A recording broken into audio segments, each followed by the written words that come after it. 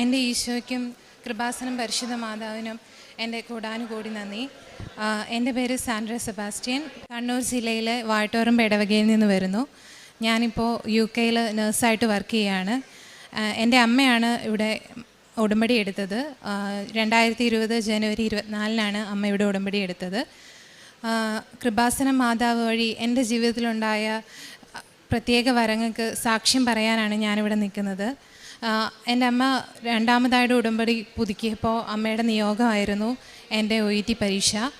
ഞാൻ നഴ്സിംഗ് കഴിഞ്ഞ ഉടനെ ഞാൻ OETക്ക് പോകാൻ എല്ലാവരും എന്നോട് പറഞ്ഞു. പക്ഷേ എനിക്ക് ഒട്ടും കോൺഫിഡൻസ് ഉണ്ടായിരുന്നില്ല പോകാൻ. പക്ഷേ അമ്മ എന്നോട് പറഞ്ഞു, മാതാവിൻ്റെ അടുത്ത് ഞാൻ ഉടമ്പടി എടുത്തിട്ടുണ്ട്, നിനക്ക് കിട്ടും, നിനക്ക് പോകണം, നീ പോകണമെന്ന് പറഞ്ഞു. അങ്ങനെ ഞാനും ഒരു ലൈറ്റ് ആൻഡ് ക്യാൻ റിപ്പയർ ചെയ്തു. ഓൺലൈനിൽ ഞാൻ ചെയ്തു. ഞാൻ ട്രെയിനിങ്ങിന് വേണ്ടി പോയി. ആ ടൈമിലെല്ലാം ഞാൻ എല്ലാ ദിവസവും രാവിലെ 5:30 പ്രതിഷീകരണ പ്രാർത്ഥന ചൊല്ലി. എനിക്ക് പള്ളിയിൽ പോകാൻ പറ്റുമായിരുന്നു എല്ലാ ദിവസവും. എൻ്റെ ട്രെയിനിങ് സെൻറ്ററിൻ്റെ അടുത്ത് പള്ളി ഉണ്ടായിരുന്നു. അങ്ങനെ ഞാൻ എല്ലാ ദിവസവും പള്ളിയിൽ പോയി. അവിടെ എൻ്റെ കൂടെ OET പഠിക്കുന്ന എല്ലാവരോടും ഞാൻ കൃപാസനത്തെക്കുറിച്ചും ഞാൻ അമ്മ ഉടമ്പടി എടുത്തിട്ടുണ്ടെന്നും ഇവിടെ നടക്കുന്ന അത്ഭുതങ്ങളെക്കുറിച്ചും എല്ലാം ഞാൻ പറയുമായിരുന്നു. അങ്ങനെ ഞാൻ 3 മാസം ട്രെയിനിങ് എല്ലാം പൂർത്തിയാക്കി. ഞാൻ 2022 സെപ്റ്റംബർ 24 ഡേറ്റ് എടുത്തു. അത് കഴിഞ്ഞ് എനിക്ക് ഹോൾ ടിക്കറ്റ് കിട്ടി. അപ്പോൾ ഹോൾ ടിക്കറ്റ് കിട്ടി അച്ഛനെ കാണാൻ പറ്റുമെന്ന് അറിഞ്ഞുകൊണ്ട് ഞാൻ ഹോൾ ടിക്കറ്റൊക്കെ ആയിട്ട് ഞാൻ ഇവിടെ വന്നു. ഹോൾ ടിക്കറ്റ് എടുത്ത് ഇവിടെ വന്നു. കൃപാസനത്തിൽ ഞാൻ ആദ്യമായിട്ട് അന്നാണ് വരുന്നത്. ഞാൻ ഇവിടെ വന്നു പ്രാർത്ഥിച്ചു. പക്ഷേ എനിക്ക് അച്ഛനെ കാണാൻ വേണ്ടി പറ്റിയില്ല. കാരണം അമ്മ ഉടമ്പടി പുതുക്കാൻ പോയതുകൊണ്ട് ഉടമ്പടി പത്രം കാണിക്കാൻ പറ്റാത്തതുകൊണ്ട് എനിക്ക് അച്ഛനെ കാണാൻ പറ്റിയില്ല. അച്ഛനന്ന് നേരത്തെ എവിടെയോ പോവുകയും വേണമായിരുന്നു.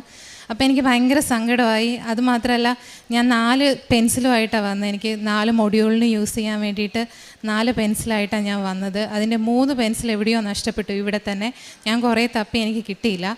അപ്പോൾ എനിക്ക് ഭയങ്കര സങ്കടമായി. ഞാൻ ഇവിടെ നിന്ന് കരഞ്ഞു. അപ്പോൾ ഇവിടെ വർക്ക് ചെയ്യുന്ന ഒരു ചേച്ചി എൻ്റെ അടുത്ത് വന്നിട്ട് പറഞ്ഞു, നീ കരയൊന്നും വേണ്ട എന്ന് പറഞ്ഞ് ആ ഫ്രണ്ടിലുള്ള മാതാവിൻ്റെ രൂപത്തിൻ്റെ അടുത്ത് ആ ചേച്ചി എന്നെ കൊണ്ടുപോയി. ഞാൻ അവിടെ ഹോൾ ടിക്കറ്റും ആ രൂപത്തെ മുട്ടിച്ച് ആ ഒരു പെൻസിലും മുട്ടിച്ച് ഞാൻ പ്രാർത്ഥിച്ചു. ഞാൻ എക്സാം എഴുതി. എക്സാമിന് എനിക്ക് ലിസണിങ് ഞാൻ പ്രാക്ടീസ് ചെയ്തുകൊണ്ടിരുന്ന ടൈമിൽ എനിക്ക് വിഷമമായിരുന്നു. പക്ഷേ എക്സാമിൻ്റെ അന്ന് എനിക്ക് ലിസണിങ് ഭയങ്കര എളുപ്പമായിട്ട് തോന്നി. പക്ഷേ റീഡിങ്ങും റൈറ്റിങ്ങും എനിക്ക് ഭയങ്കര വിഷമമായിരുന്നു. ഞാൻ എന്നിട്ടും ഞാൻ എക്സാമിന് പോകുന്ന അന്ന് രാവിലെ അമ്മ എനിക്ക് കൃപാസനത്തിലെ മാതാവിൻ്റെ തൈലം പൂശി തന്നു. ഞാൻ 4 മൊഡ്യൂളും ചെയ്തുകൊണ്ടിരുന്നപ്പോഴും കൃപാസനം മാതാവിൻ്റെ കാശുരൂപം എൻ്റെ കയ്യിലുണ്ടായിരുന്നു. ഞാൻ റൈറ്റിംഗ് ആണ് ഞാൻ കറക്റ്റ് എഴുതി നിർത്തിയ. ഒന്നുകൂടെ എനിക്ക് റീചെക്ക് ചെയ്യാനുള്ള ടൈമൊന്നും എനിക്ക് കിട്ടിയില്ല. ഞാൻ ഞാൻ പേപ്പർ മടക്കി, മാതാവേ ഞാൻ നിൻ്റെ കയ്യിൽ തരുവാന്നും പറഞ്ഞ് ഞാൻ കൊടുത്തു, അവർക്ക് പേപ്പർ കൊടുത്തു. സ്പീക്കിങ്ങിനാണെങ്കിലും എനിക്ക് ഇത്തിരി ടെൻഷൻ കൂടുതലായതുകൊണ്ട് ഞാൻ മാതാവിനോട് പറഞ്ഞായിരുന്നു, മാതാവ് നീ എൻ്റെ അടുത്ത് സ്പീക്കറായിട്ട് വന്നിരിക്കണം. പക്ഷെ ഞാൻ ചെന്നപ്പം ഒരു ചേച്ചിയായിരുന്നു. ആ ചേച്ചിയിലും മാതാവിനെ ഞാൻ കാണുമായിരുന്നു. കാരണം എനിക്ക് കിട്ടിയ ഒരു ടോപ്പിക്ക് എനിക്കധികം സംസാരിക്കാൻ പറ്റത്തില്ലാത്തൊരു ടോപ്പിക്കായിരുന്നു. പക്ഷേ ആ സ്പീക്കർ എന്നെ സഹായിച്ചതുകൊണ്ട് എനിക്ക് അത് ആ കറക്റ്റ് ടൈമിൽ കംപ്ലീറ്റ് ചെയ്യാൻ വേണ്ടി പറ്റി. ഒക്ടോബർ 11 എൻ്റെ റിസൾട്ട് വന്നു. ഞാൻ പരീക്ഷ കഴിഞ്ഞിട്ട് ഞാൻ എല്ലാ ദിവസവും പ്രാർത്ഥിച്ചുകൊണ്ടിരുന്നു. ഒരു ജോസഫ് അച്ഛൻ്റെ ഒരു ഉടമ്പടി ധ്യാനം കേട്ടോണ്ടിരിക്കുമ്പോഴാണ് എനിക്ക് ഫോണിൽ നോട്ടിഫിക്കേഷൻ വരുന്നത്, റിസൾട്ട് വന്നെന്ന് പറഞ്ഞ്. മാതാവിൻ്റെ ഈശോയുടെ പ്രത്യേക അനുഗ്രഹത്താൽ എനിക്ക് 4 മൊഡ്യൂളിനും എനിക്ക് B കിട്ടി. ഞാൻ ഫസ്റ്റ് ചാൻസ് തന്നെ OET പാസ്സായി. എനിക്ക് കോടാനുകോടി നന്ദി ഞാൻ മാതാവിനെ അറിയിക്കുന്നു. അത് കഴിഞ്ഞിട്ട് എൻ്റെ പ്രോസസ്സിങ്ങൊക്കെ നടന്നത് എനിക്കറിയത്തില്ല, എല്ലാം പെട്ടെന്ന് നടക്കുകയായിരുന്നു. ഓരോ പ്രോസസ്സിങ്ങിൻ്റെ ഓരോ ടൈമിലും ഞങ്ങൾക്ക് സാമ്പത്തികമായിട്ട് ഇത്തിരി ഞെരുക്കത്തിലുള്ള ടൈമിലായിരുന്നു. പക്ഷേ മാതാവ് പലരുടെയും രൂപത്തിൽ വന്ന് എനിക്ക് പ്രോസസ്സിങ്ങിന് വേണ്ടിയുള്ള പൈസയും എല്ലാം പല രൂപത്തിൽ മാതാവ് എനിക്ക് വന്ന് തരികയായിരുന്നു എനിക്ക് തോന്നി. CBTയുടെ എക്സാം ആണെങ്കിലും എനിക്ക് പ്രിപ്പയർ ചെയ്യാൻ അധികം ടൈമൊന്നും കിട്ടിയിട്ടിരുന്നില്ല. പക്ഷേ മാതാവിൻ്റെ കാശുരൂപം മുറുക്കെ പിടിച്ചുകൊണ്ടാണ് ഞാൻ ഓരോ ക്വസ്റ്റ്യനും ആൻസർ ചെയ്തത്. ഞാൻ എല്ലാ ക്വസ്റ്റ്യനും എനിക്ക് പല ക്വസ്റ്റ്യനും അറിയത്തുണ്ടായിരുന്നില്ല. എങ്കിൽ പോലും ഞാൻ മാതാവിൻ്റെ കാശുരൂപം മുറുക്കെ പിടിച്ച് ഞാൻ ഓരോ ഓപ്ഷനും കൊടുത്തു. CBTയും ഞാൻ ഫസ്റ്റ് ചാൻസിൽ പാസ്സായി. അതുപോലെ തന്നെ എനിക്ക് പറഞ്ഞിരുന്ന ഇൻ്റർവ്യൂ ഡേറ്റിനേക്കാളും പെട്ടെന്ന് അവർ പ്രീ ഷെഡ്യൂൾ ചെയ്തു. ഞാൻ അറിഞ്ഞില്ല, ഞാൻ ഡ്യൂട്ടിയിലായിരുന്നു. ഞാൻ വേറൊരു ഹോസ്പിറ്റലിൽ വർക്ക് ചെയ്തുകൊണ്ടിരിക്കുമായിരുന്നു, ഞാൻ ഡ്യൂട്ടിയിലായിരുന്നു. പക്ഷേ അതും എനിക്ക് മാതാവ് ഒരാൾ വന്ന് എന്നോടൊരു പേന ചോദിച്ചു. അങ്ങനെ ഞാൻ പേന എടുക്കാൻ എൻ്റെ ബാഗ് തുറന്നപ്പോൾ എൻ്റെ ഫോണിൽ നോട്ടിഫിക്കേഷൻ കിടക്കുന്നത് ഞാൻ കണ്ടു. അതെല്ലാം മാതാവ് ഓരോരോ എനിക്ക് എൻ്റെ ജീവിതത്തിൽ ഇടപെടുകയായിരുന്നു, മാതാവ് എന്നെ കാണിച്ചു തരികയായിരുന്നു. അങ്ങനെ എല്ലാ പ്രോസസ്സിങ് കഴിഞ്ഞ് 2023 ഫെബ്രുവരി 16 ഞാൻ UK-യിലെത്തി. ഈ സമയങ്ങളിലെല്ലാം എന്നെ കഴിയാവുന്ന കാരുണ്യപ്രവൃത്തികൾ ഞാൻ ചെയ്തിരുന്നു. പ്രതിഷ്ഠീകരണ പ്രാർത്ഥന ഞാൻ ചൊല്ലിയിരുന്നു. മാതാവിൻ്റെ എനിക്കറിയാവുന്നവരോടും എൻ്റെ ഫ്രണ്ട്സിനോടും എല്ലാവരോടും ഞാൻ പറയുമായിരുന്നു, നിങ്ങൾ ഇവിടെ വന്ന് പ്രാർത്ഥിക്കുക, ഇവിടെ വന്ന് ഉടമ്പടി എടുത്താൽ എനിക്ക് കിട്ടും, എനിക്ക് കിട്ടിയതാണെന്ന് പറഞ്ഞ് ഞാൻ എല്ലാവരോടും പറയുമായിരുന്നു. ഞാൻ UK ചെന്നതിന് ശേഷവും എൻ്റെ കൂടെ ഉണ്ടായിരുന്ന കൊളീഗ്സിനോടും എൻ്റെ കൂടെ താമസിക്കുന്നവരോടും ഒക്കെ ഞാൻ എൻ്റെ കഥ പറഞ്ഞ് കൃപാസന മാതാവിൻ്റെ ശക്തി ഞാൻ അവരിലേക്കെല്ലാം പറഞ്ഞു കൊടുത്തിരുന്നു. ഇനി ബാക്കിയുള്ള അനുഗ്രഹങ്ങൾ കിട്ടിയത് അമ്മ പറയും. എൻ്റെ പേര് മേഴ്സി സെബാസ്റ്റ്യൻ. ഞാൻ വായാട്ടുപറമ്പ് ഇടവക്കാരിയാണ്, കണ്ണൂർ ജില്ലയിലെ. ഞാൻ നിനക്ക് മുമ്പായി പോയി മലകൾ നിരപ്പാക്കുകയും പിച്ചളവാതികൾ തകർക്കുകയും ഇരുമ്പാടാമ്പകൾ ഒടുക്കുകയും ചെയ്യും. ഞാൻ നിന്നെ പേര് ചൊല്ലി വിളിക്കുന്ന ഇസ്രായേലിൻ്റെ ദൈവമായ കർത്താവാണെന്ന് നീ അറിയേണ്ടതിന് അന്ധകാരത്തിലെ നിധിയും രഹസ്യ ധനശേഖരവും നിനക്ക് ഞാൻ നൽകും.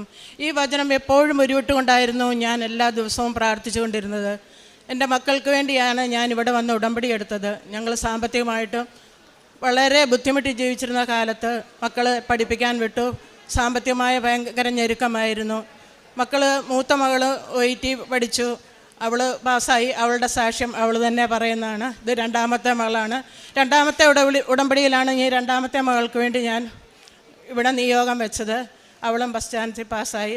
തിരുക്കുമാരനും പരിശുദ്ധ അമ്മയ്ക്കും കോടാനുകോടി നന്ദി. ഞങ്ങൾക്ക് ഒരു വീടില്ലായിരുന്നു, അതാണ് എനിക്ക് പറയാനുള്ള സാക്ഷ്യം. ഞങ്ങളൊരു ചെറിയ വീട്ടിലായിരുന്നു താമസിച്ചുകൊണ്ടിരുന്നത്. ഞങ്ങൾ 3 മക്കളും അപ്പനും അമ്മയും. ഞങ്ങളുടെ വീട് തീരെ വീണ് പോകാറായിരുന്ന സമയത്ത് ഞങ്ങളൊരു വാടക വീട്ടിലേക്ക് മാറി. അവിടെ നിന്നുകൊണ്ട് ഞങ്ങൾ ബാക്കിയുള്ള കാര്യങ്ങളെല്ലാം നീക്കി. ഇവിടെ വന്ന് അതിന് ശേഷമാണ് ഞാനിങ്ങനെ ശരിക്കും ഞങ്ങൾ ആദ്യം നിന്ന വീട്ടിൽ നിന്ന് എനിക്ക് പ്രാർത്ഥിക്കാനൊന്നും അത്ര പറ്റുന്നില്ലായിരുന്നു. ഞങ്ങൾ വാടക വീട്ടിലേക്ക് മാറി.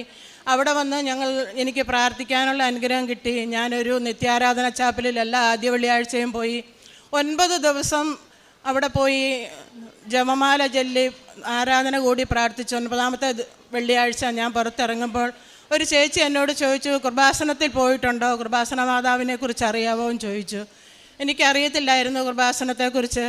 ഞാൻ പറഞ്ഞു എനിക്കറിയത്തില്ല, ഞാനൊരു നമ്പർ തരാം, ഈ നമ്പറിൽ വിളിച്ചാൽ നിങ്ങൾക്ക് അവിടെ പോകാൻ പറ്റുമെന്ന് പറഞ്ഞു. എനിക്കൊരു നമ്പർ തന്നു. ഞാൻ ആ നമ്പറിൽ വിളിച്ച് ഇവിടെ എത്തി. ആദ്യമായി ഉടമ്പടി എടുത്തു. ഞാൻ 6 നിയോഗങ്ങൾ വെച്ചു. 6 നിയോഗവും എനിക്ക് അമ്മ മാതാവ് സാധിച്ചു തന്നു. ഞങ്ങൾക്കൊരു വീട് പണിയാനുള്ള സാമ്പത്തികമൊന്നുമില്ല. വെറും 0-യിൽ നിന്ന് ഞങ്ങൾ ഇപ്പോൾ 2 നിലയുള്ള 4 ബെഡ്റൂമുകളോടുള്ള ഒരു വീട് പണിതു. അതും 21 സെൻറ്റ് സ്ഥലം മേടിച്ചാണ് ഞങ്ങൾ വീട് പണിതത്.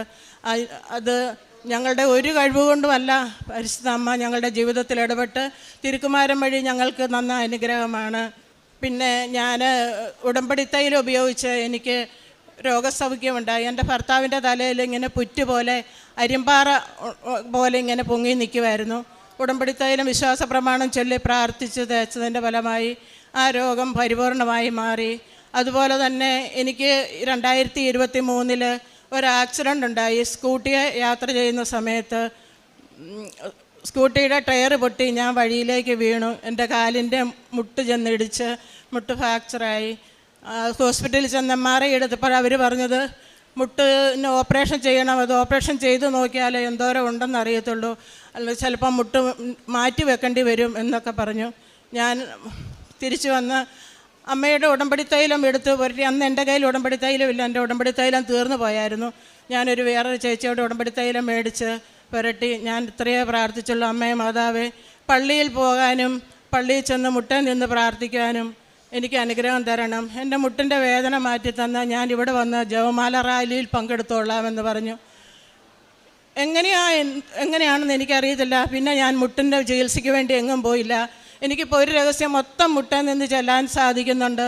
അതുപോലെ തന്നെ ഈ കഴിഞ്ഞ ജപമാല റാലിയിൽ 10 മിനിറ്റ് മാത്രമേ ഞാൻ വിശ്രമിച്ചുള്ളൂ. ഇവിടുന്ന് 6:30 തുടങ്ങിയ ജപമാല റാലി 1:30 ആയപ്പോൾ അർത്തങ്കപ്പള്ളിയിൽ ഞാൻ എത്തി. എനിക്ക് പരിശുദ്ധ അമ്മയുടെ മാധ്യസ്ഥം വഴി തിരുക്കുമാരൻ തന്ന എല്ലാ അനുഗ്രഹങ്ങൾക്കും കോടാനുകോടി നന്ദി പറയുന്നു. ഞാൻ ചെയ്യുന്ന കാരുണ്യപ്രവൃത്തി എന്ന് പറഞ്ഞാൽ ഞാനിവിടെ ഇപ്പോൾ 7 പ്രാവശ്യം വന്നു. 6 പ്രാവശ്യം ഇവിടുന്ന് പത്രം വാങ്ങി എല്ലാവർക്കും വിതരണം ചെയ്യുന്നുണ്ട്. പിന്നെ പാവപ്പെട്ട ഒരു കുടുംബത്തിന് ഞങ്ങൾ അത്യാവശ്യം ഭക്ഷണ സാധനങ്ങൾ മേടിച്ച് കൊടുക്കുന്നുണ്ട്. പിന്നെ എല്ലാ മാസവും 2 ദിവസം ഞങ്ങൾ കുറച്ച് കൂട്ടുകാർ കൂടി പൊതിച്ചോറുണ്ടാക്കി 2 വൃദ്ധസദനങ്ങളിലേക്ക് കൊടുക്കുന്നുണ്ട്. പിന്നെ എല്ലാ ആഴ്ചയിലും വൃദ്ധസദനത്തിൽ പോയി അവരുടെ തുണി അലക്കി കൊടുക്കുന്നു, അവിടെ ക്ലീനിങ് ചെയ്യുന്നു, ഇതെല്ലാം ചെയ്യുന്നു കാരുണ്യ പ്രവർത്തികൾ.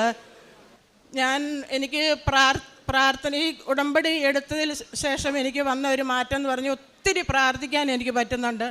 പ്രാർത്ഥിക്കാമെന്ന് പറഞ്ഞാൽ എത്ര പ്രാർത്ഥിച്ചാലും എനിക്ക് മടുപ്പില്ല. അല്ലെങ്കിൽ എനിക്ക് നേരത്തെ എത്ര പ്രാർത്ഥിക്കാനൊക്കെ ഭയങ്കര മടിയായിരുന്നു. ഇവിടെ വന്ന് ഉടമ്പടി എടുത്തതിൻ്റെ ശേഷം എത്ര ജപമാല ചൊല്ലി പ്രാർത്ഥിക്കുന്നു. എപ്പോഴും ഞാൻ എവിടെ യാത്ര പോയാലും മുഴുവൻ സമയവും ഞാൻ ബസ്സിലിരുന്നാണെങ്കിലും ജപമാല ചൊല്ലും. എല്ലാ ദിവസവും പള്ളിയിൽ പോകുന്നുണ്ട്. ഇപ്പോൾ ഞാൻ ഉടമ്പടിയിലാണ്. 3ാമത്തെ ഉടമ്പടി ഞാൻ എടുത്തേക്കുവാണ്. എല്ലാ ദിവസവും എനിക്ക് പള്ളിയിൽ പോകാൻ പറ്റുന്നു. 15 ദിവസം കൂടുമ്പോൾ ഞാൻ കുമ്പസാരിക്കുന്നുണ്ട്, ബൈബിള് വായിക്കുന്നുണ്ട്, ഉടമ്പടി നിയമങ്ങളെല്ലാം കൃത്യമായി പാലിച്ചുകൊണ്ട് പോകുന്നു. ഞങ്ങളുടെ കുടുംബത്തിന് പരിശുദ്ധ അമ്മയും തിരുക്കുമാരനും വഴി തന്ന എല്ലാ അനുഗ്രഹങ്ങൾക്കും കോടാനുകോടി നന്ദി പറഞ്ഞ് പത്രോസ്ലീഹയുടെ 1-ാം ലേഖനം 5-ാം അധ്യായത്തിൽ തിരുവചനങ്ങൾ അരുളി ചെയ്യുന്നുണ്ട്. ദൈവത്തിൻ്റെ ശക്തമായ കരത്തിൻ കീഴിൽ നിങ്ങൾ താഴ്മയോടെ നിൽക്കുവിൻ, തക്ക സമയത്ത് അവിടുന്ന് നിങ്ങളെ ഉയർത്തിക്കൊള്ളും.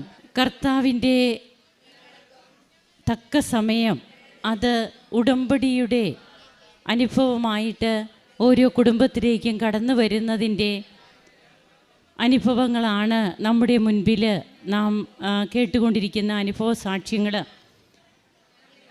അമ്മയും മകളും, അമ്മയുടെ ഉടമ്പടിയിലൂടെ ആ മകളും പിന്നെ ഉടമ്പടി ജീവിതം തന്നെ അമ്മയോട് ചേർന്ന് നയിക്കുന്നു.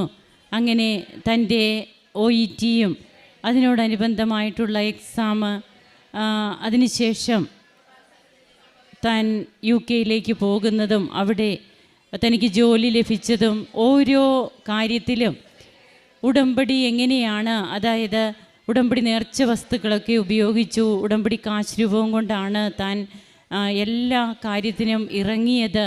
അവിടെ തൻ്റെ പരീക്ഷയുടെ ഓരോ മോഡ്യൂൾസിൻ്റെ കാര്യങ്ങളും ഇൻ്റർവ്യൂസിൻ്റെ ഒക്കെ എല്ലാ കാര്യങ്ങളും പറയുന്നുണ്ട്. അതുപോലെ പരിശുദ്ധ അമ്മ പല വ്യക്തികളുടെ രൂപത്തിലായി ഞങ്ങളുടെ കുടുംബത്തിലേക്ക് കടന്നു വന്നു. ഈ മകൾക്ക് പോകുവാനുള്ള പൈസയും അങ്ങനെ സാമ്പത്തികമായിട്ടും തങ്ങൾക്ക് ഒന്നുമില്ലാതിരുന്ന ഒരവസ്ഥയിൽ നിന്ന് ഇന്ന് ഈ മകളുടെ ജോലിയും അതോടൊപ്പം തന്നെ തങ്ങളുടെ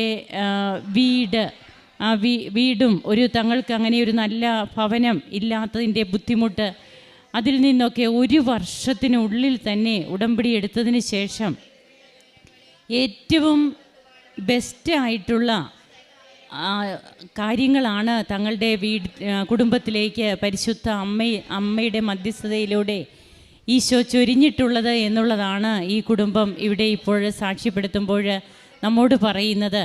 അങ്ങനെ തങ്ങളുടെ ഭവന നിർമ്മാണം, അതോടനുബന്ധിച്ച് പിന്നീടുള്ള ഓരോ കാര്യങ്ങൾ, അതുപോലെ രോഗസൗഖ്യങ്ങൾ, അതുമൊക്കെ എങ്ങനെയാണ് ഉടമ്പടി നേർച്ച വസ്തുക്കളിലൂടെ ഉടമ്പടി തൈലം പൂശി പ്രാർത്ഥിക്കുമ്പോഴൊക്കെ കിട്ടിയ അനുഭവങ്ങൾ, ഇതിനൊക്കെ കഴിയുന്നത് എന്ന് വച്ചാൽ ദൈവസന്നിധിയിൽ വിലയുള്ള വ്യക്തിയാകുവാൻ ഉടമ്പടി നമുക്ക് അവസരം നൽകുന്നുണ്ട്. എങ്ങനെയാണ് വിലയുള്ള വ്യക്തികളാവുക? ഇവിടെ പറയുന്ന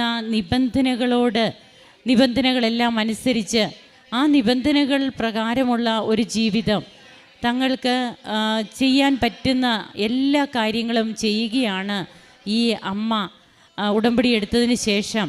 അങ്ങനെ താൻ എന്തൊക്കെ കാര്യങ്ങളാണ് ചെയ്യുന്നത്, കാരുണ്യ പ്രവർത്തനങ്ങൾ വഴിയായിട്ട്, അതുപോലെ കൃപാസന പത്രം കൊടുക്കുന്നതിന്, തൻ്റെ പ്രാർത്ഥനാ ജീവിതം ഇവിടെ വന്നതിന് ശേഷം എത്രമാത്രം അഭിവൃദ്ധിപ്പെട്ടു.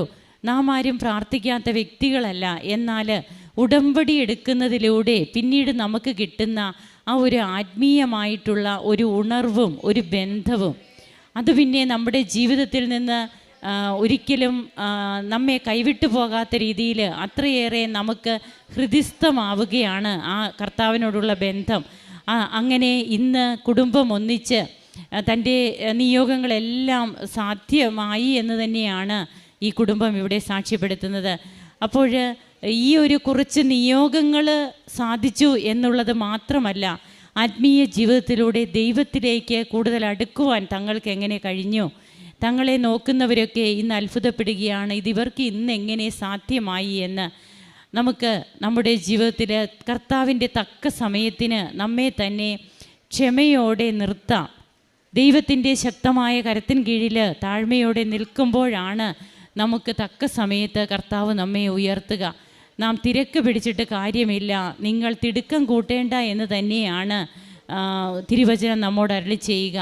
നമുക്ക് എത്ര നാൾ ഈശോയോടൊത്ത് ഈ ഉടമ്പടി ജീവിതത്തിൽ മുന്നേറാൻ സാധിക്കുമോ അത്രയും നാൾ ക്ഷമയോടെ നാം കാത്തിരുന്ന് കർത്താവിൽ നിന്ന് കൃപ കിട്ടുവാനായിട്ട് നമുക്ക് സന്നദ്ധരാകാം.